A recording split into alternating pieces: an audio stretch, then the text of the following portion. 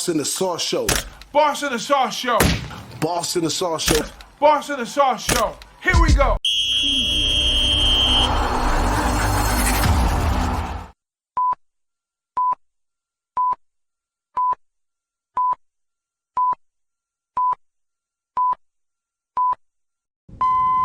Welcome back to the Boss in the Sauce Show. As we continue to go through these matchups, now we have Florida State at Georgia Tech, Saturday, August 24th, 9 a.m. bright and early for you.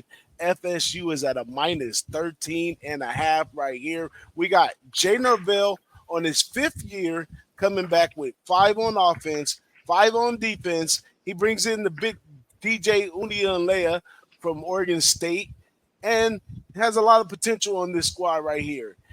Norvell's been getting the job done at Florida State, started off 3-6, moved to 2021, 5-7, jumped up to 10-3 in 2022, and last year 13-0. Now he's gonna be facing Brent Key, who's in his beautiful third year at Georgia Tech. He brings back 8 on offense like he should.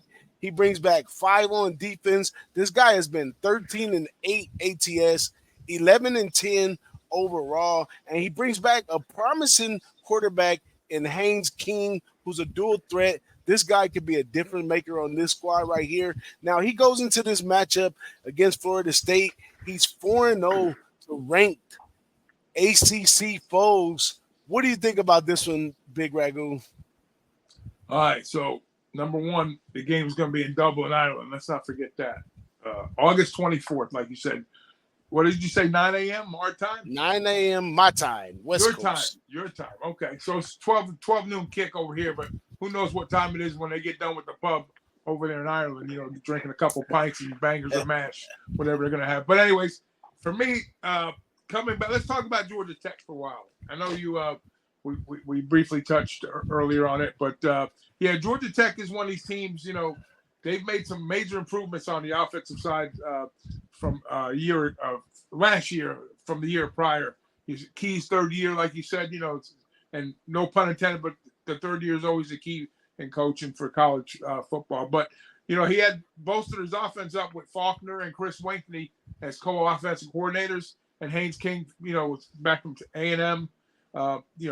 He's had a real successful season. He's a dual threat quarterback, and they got 1,000-yard rusher James Haynes also. So, and they bring back 8 starters on offense. So I expect, them to kind of move forward this year. Their weakness is definitely going to be on the defensive side. I think FBS, they were ranked like 123 last year. And so, it's a big game for them.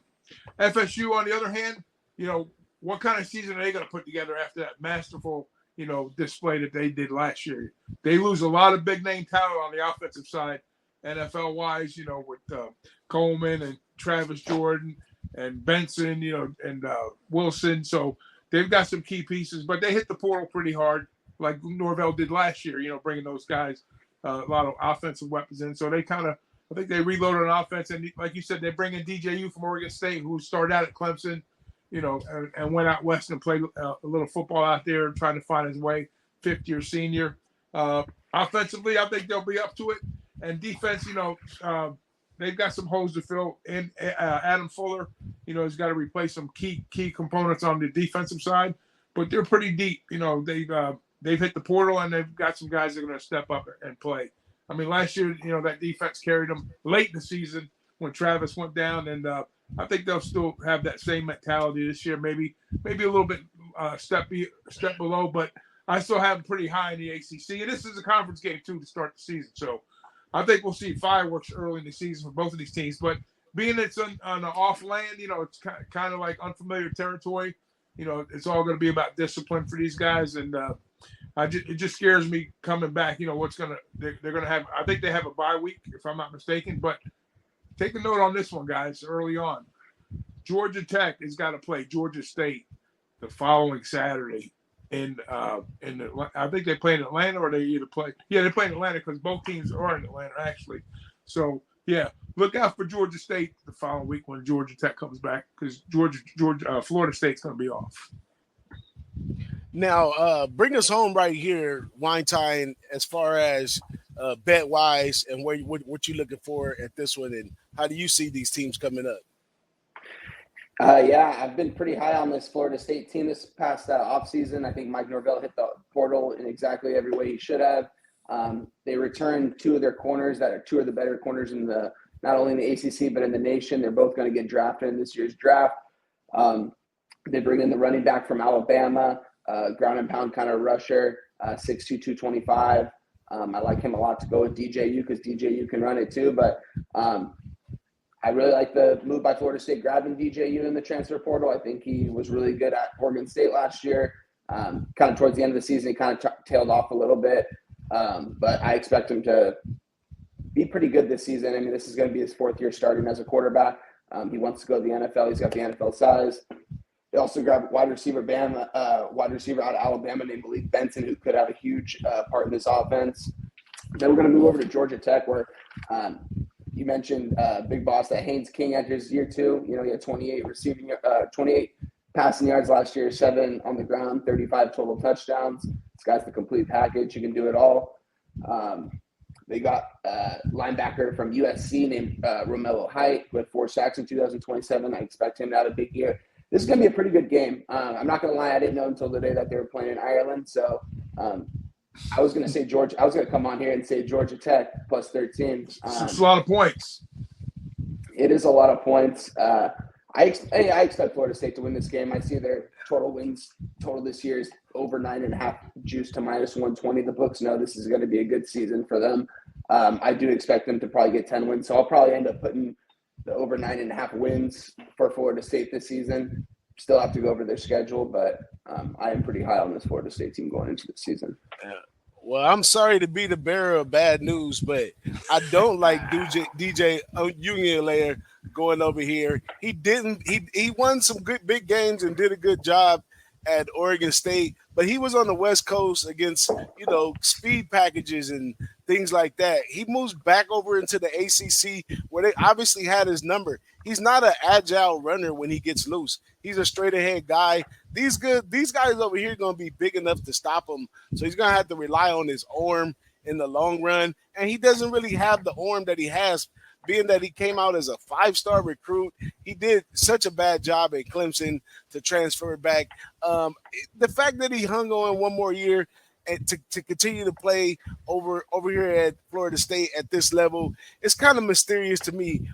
I mean, where would he have failed in the draft? And if he would have went to the draft, he probably would have been out of a job. So, it's kind of a known name, but not too impressive for me. For Jay Norvell right here, I think Jay Norvell hit his switch when he went undefeated last year, which is probably going to be more of a problem than a tune of success coming into this year. He had a great group that he put together with transfers, which means that maybe he's good at putting together transfers, but those players move on. You do get the best out of them in their second year, but on the defensive side of the ball, he lost a lot of those guys to the draft and other stuff as well.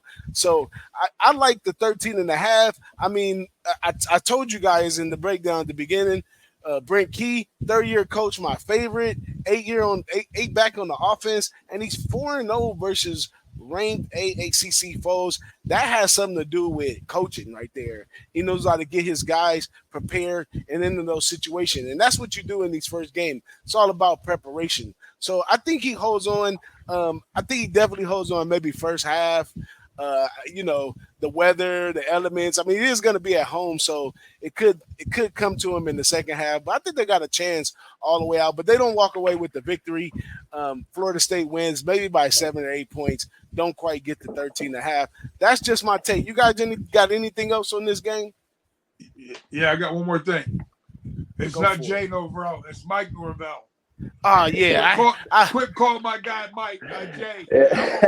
Hey. You told me that the other day, too, Big Boss. I was confused when you were texting. You know what? He's a big Utah State guy back in the day. That's what.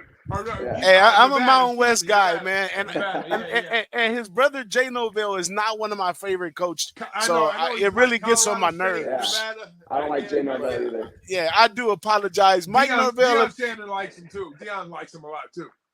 Yeah, if you out there, if you out there watching Norvell's, I do apologize. But yeah, Mike Norvell, I like Mike Norvell as a coach 100%. Yeah. I mean, look what he's done Good in the guy. struggle where he's brought the team.